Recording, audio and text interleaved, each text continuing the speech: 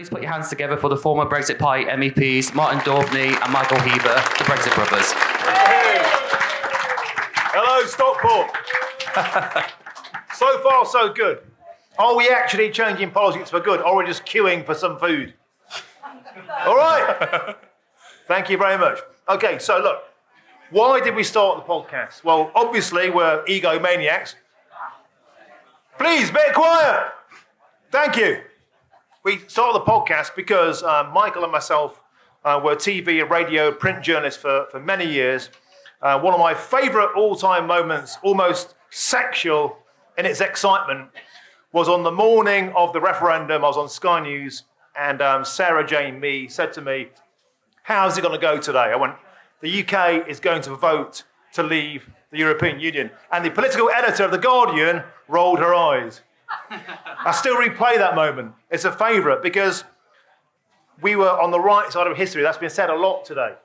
But I think it's really important to reconcile the fact that the mainstream media just did not give us a fair crack at the whip. For many years, I was the only Brexiteer in the village. Now, there were 4 or 5 people on panels, Jeremy Vine Show, the Matthew Wright Show, Sky News, BBC Politics Live, Question Time, you name it. Sole Brexiteer. And how can it be that we have, 52% of the population that have about 18% of the media voice? So when we came out the back end of being elected as MEPs, and that in itself was joyously facilitated by the fact that I met Nigel Farage on the Jeremy Vine Show. And Jeremy Vine being one of the biggest Remainers in TV land, that was a joyous bit of speed dating. And then we kind of became elected as MEPs, and I'm a kind of traditionally working class Labour background. I'm a son of a coal miner from Nottingham. And I think an interesting thing about today is there's this wrestle, is there not, between national identity and identity politics. And I also fought in the general election campaign in Ashfield. And thank you to all the people that are here today that helped me to get elected in the West Midlands as an MEP, you guys, and in Nottinghamshire. I didn't get elected, but you came and fought there. And what we saw was a huge conversation about national pride, the flag. There were really savage notices on people's doors about don't even knock here if you're Labour, proud former serviceman, and it was really heartening, I think, to see out there in the provinces, the working class heartlands that now, amazingly, have gone blue. They've gone Conservative for the first time in 100 years. All those seats across Nottinghamshire have made that change. And I want to talk today about, do we have an effective opposition in the Labour Party? I don't think we do. And what could an effective opposition look like? Michael? No, but the interesting thing with Brexit, and I'm sure a lot of you guys may have experienced this, is me and Martin actually had never met before we got elected for the Brexit Party. So Brexit was one of those things where our belief in democracy and fighting for democracy, after seeing it trampled on, after seeing those in Westminster completely turn their back on the will of the people, democracy is a very powerful thing, and it can bring people from all sorts of backgrounds, today being another example, together. And Martin's absolutely right. When you look at a lot of the mainstream media coverage, it is the token Brexiteer on the panel a lot of the time, even though we're the majority in the country. It's been proven time and time again. And I think actually now what we've seen with social media, in terms from a media perspective, is if you look at what a lot of journalists and commentators say and do on Twitter, it's kind of given the game away. Because people aren't stupid. And I think it's fair to say that quite a few journalists that want you to believe and take them seriously as neutral umpires on the political field have become completely exposed. You've seen it time and time again. Any negative forecast they're keen to push. Many positive stories they, of course, won't attribute to Brexit, won't give the same equal level of coverage. So what's happening in terms of the media with Brexit, I think is just as profound as on the political level. And I think what you're going to see, whether people like it or not, is you're going to see an increasing fragmentation in terms of our media. I think you're going to see more outlets, you're going to see more shows like the Brexit Brothers, and you're going to see, obviously, with the internet, a completely changing landscape. And I actually think it should be much more radical, because I think it's quite sad that in this country, we've only got really 2 news channels. You've got BBC or Sky. Why is that? Why have we not got 5 or 6? Why have we not got programmes that are allowed to be opinion-led, like things that you have on LBC and Talk Radio? Why can't we have, if you can have political adverts on Facebook and YouTube that can be paid for to promote, why can't we have them on radio, on TV? That happens in other countries, like in America. I think we need to modernise and look at all the ways that Brexit has opened up our media landscape. Yeah. And really, we're an example of what you're going to be seeing more and more in the future. Alternative voices out there giving a voice to many who I think have given up on much of the news coverage. Yeah, and we've said for a long time that Brexit broke politics, but also I think broke the British media, and in particular our belief in it. I think that was always there, but it really shone that kind of light upon, is this impartial or not? There was a survey out yesterday from Reuters which highlighted the public's belief in our mainstream media outlets and who favoured them. And so Channel 4, guess what, was most favoured by the left, because the journalists are leftists. The BBC was more favoured by the left. And the only outlet that was favoured by those on the right, even though I don't consider myself right-wing, I was always a Labour voter, but Brexit changed that. So what is left, what is right, what is red, what is blue? The only one that Brexiteers trust is ITV News, which I found quite strange. Or The Telegraph. So Cheryl's here, no fair credit to her. But what it showed was that there's a gaping hole for the provision of believable, relatable news for those of a Brexit persuasion. And I think there's a huge opportunity there to have a conversation about what this looks like and what that landscape is. And unfortunately, we have, Nigel's show on LBC is massively popular, and they've also got James O'Brien. I expected more of a boo than that, to be honest. but at least they have balance, right? At least they're honest about the fact that this guy is of this opinion, this guy is of the alternative opinion, whereas the BBC just don't even have that premise. They pass it all off as impartial. And, during the whole Brexit campaign, when we were elected and when we were out there, what we did really, really effectively was we became effectively our own news source.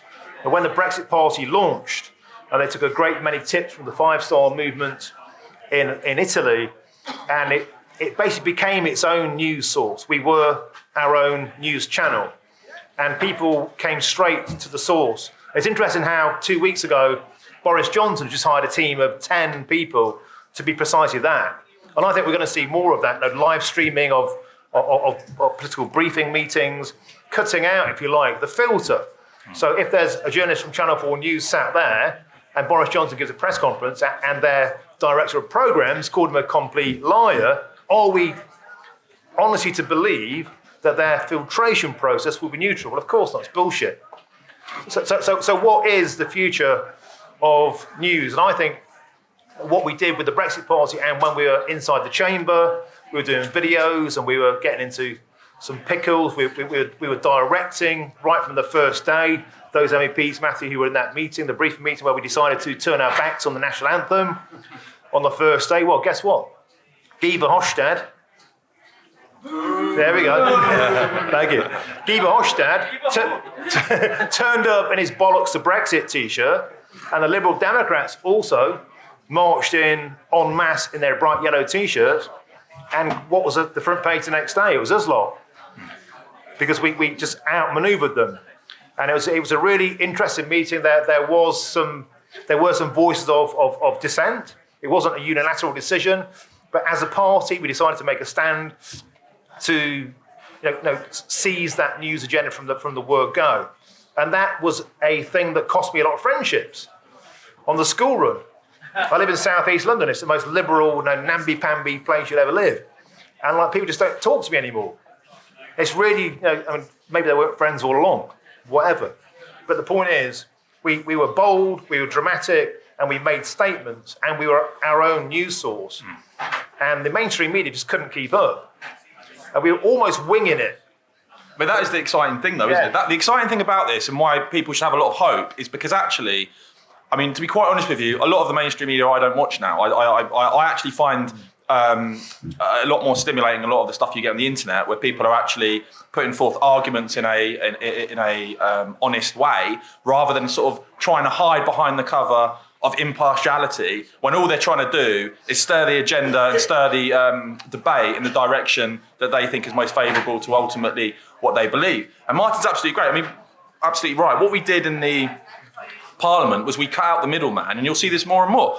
When we came out of a vote, when we came out of a speech, we did the videos direct. We didn't have to, but you think how much that's changed over the last few decades, that people used to have to rely on an editor or reporter writing about it, or a broadcaster putting out the clip. And if they didn't, no one would have ever heard about it. And that's the great thing now. We were acted as a direct news source ourselves. And whether it's podcasts, whether it's YouTube, whether it's Twitter, whether it's Facebook, this ultimately is the democratization of our media, of our society, and it gives everyone a voice that cannot be suppressed. Yeah. People can choose to ignore it, people can try and cover it up, but it will get out there. And as I say, this is the entire direction that I think the media landscape is going to go into. It's why, whether you like him or not, people like Donald Trump, the way that he harnessed Twitter, the way that he absolutely, where he felt the media were being unfair, he pointed it out, he was specific. That now is going to have to be the new norm. If you think you can sit back and rely on the mainstream media to do your job for you, then you can't. You've got to actually be able to harness these tools and these weapons. And I think it's a great thing, whether you're on the left of politics or the right, it means that you'll be able to judge what the arguments that people are making in a much more direct way without relying in sort of a Chinese whispers of someone passing on their interpretation of what's been said. Yeah, there's a really formative moment in this. Well, there were two really big moments. The first one was when Nigel Farage did his democracy talk at the NEC in Birmingham. And it was 5,000 people there, and it was on a Sunday. It was therefore slightly hard for the mainstream press to get there. No, it wasn't. But they didn't show up. So Nigel came out, you guys were there, all the glow sticks, the air raid sirens, real theatre, the music was pumping out. Thousands of people there, it was like a rock gig. And I just I was meant to be on stage, but we got delayed. So I was in the audience. I just rocked up and filmed him. As Nigel came in, filmed it, put it on social media, and because Sky News weren't there, and because I used to be on Sky News, they clipped my tweet and put it in their news feed. Had 1.5 million views. Now that's more views than Channel 4 News gets all fucking week for one clip. And that was a moment where we're like, okay, we can do this without them, and we can do it as a direct source and be honest and informative. The day that Ursula von der Leyen was elected as the European Commission President, the choice, we were given a lot of choices on the ballot, to be fair. We had a choice of one.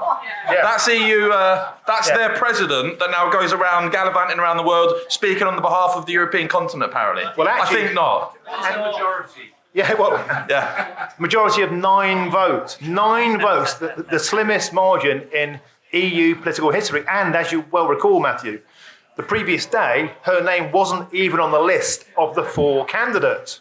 But the candidate that was voted the favourite obviously wasn't Europhile enough. So the next day, she was on a ticket of 1. Now, guess where else? In the same week, somebody else was elected on a ticket of 1. Korea? Correct. Kim Jong-un was elected in North Korea on a ticket of 1 the same week. It's almost funny. Well, the thing that was quite funny was the ballot paper that we were given was a bloody long thing with about 20 interpretations or whatever of tick 1 box, and at the bottom a tiny little slither of yes or no. And I mean, it was ridiculous. But again, it was a key example of how we managed to take a picture of the ballot and expose it for what it is. And as I say, I don't know about you guys, I just find a lot of the media coverage, particularly when it comes to Brexit, is quite downbeat. There's a complete lack of oomph. They go back to the same old experts who make repeated forecasts that are disproven and then go back to them because they work at some institution that the journalist happens to respect when they've got no actual track record of making successful predictions. But because they're, they sort of like the alphabet spaghetti of these experts that are in these institutions. The word salad. The word salad. And I just don't think that washes anymore. And I think, I'm really excited about the way that we'll have a sort of, our democracy will be rejuvenated by Brexit because, as I say, we're a tiny part of it, but there are lots of people starting up podcasts now. There are lots of people doing things on YouTube.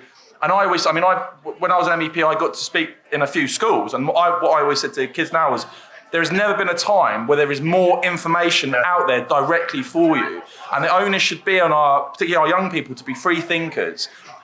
And I said, go and look at as many different speeches, articles from different sources as you can, because it's all out there for you now. And that's what's exciting. I think the days of information being passed on and this is what happened, well, go and watch the speech. It's all on YouTube. Don't rely on Channel 4's selected 30-second clip of a 45-minute speech. Go and watch it. Make your own mind up. So that day that von der Leyen gave her entry speech about why I should be elected, she spoke very clearly and emphatically about the need for a European army, European Defence Force. That was clear as a light of day. Then I came out of that chamber having tweeted what she'd said, and ITV News interviewed me, and there were 4 Liberal Democrat MEPs, and I was like saying, well, there we go, it's crystal clear, they want a European army. And they go, liar! I went, you were there. What are you talking about? Watch the speech. So what we've seen is a much overdue need for transparency and analysis of the stuff that we get fed. And we kind of almost winged it, as I said, just with our iPhones. It just became like citizen journalists. But I think a really important thing that came out of all this for me, and I think it's really emotional that we're in a football ground, because I'm a Forest fan for my sins. That's the biggest boo of the day. I was expecting worse for Guy Verhofstadt. But the national flag, like in the days of following teams across Europe, and as an England fan, the national flag was a sign of leaving your party colours at the door, leave your club colours at the door, and come together under the Union flag, come together under the St George's flag. And isn't it funny how the left stamped that out of us? Well, they tried to. They tried to stamp out, that patriotic self-belief. And I think a key learning for me is reclaiming that national pride. I think Brexit's given us that permission to do that. And I took that emphatically to heart when I reclaimed a flag from Strasbourg on my final day of the final Strasbourg session. I was a bit refreshed at the time, but it was meticulously planned. But the point being, I'm sick of feeling ashamed about being British. And I feel sick that I'm made to feel like a racist or a xenophobe for having national pride. And that, I think, is the key trick that the Labour Party have lost. I mean, the party of my birth, the party of my parents, the party of my generations before, Nottinghamshire coal miners, they've stamped out that belief in our country. And I think that is part of the reason that I cannot believe that those parts of the country that I'm from have gone conservative.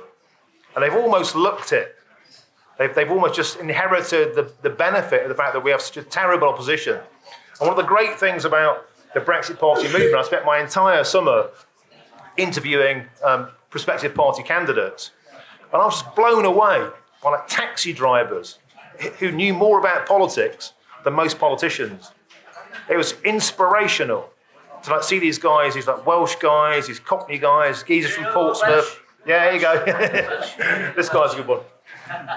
And just realising that one of the pure, beautiful things about the Brexit process was people shedding the cataracts and analysing what was before them. My dad, he's always voted, but now he's got no hobby. Because all he did was watch Parliament TV. He's a retired coal miner, obsessed with politics. And the people that we got, the quality, that filtration process was so beautiful. And there's so many people here today that I recognise from those rooms and throughout the whole process. And I just want to thank all of you for being a part of this. And what we can't do, I think, is just all disappear. So dissipate back to the provinces. Well, that was great.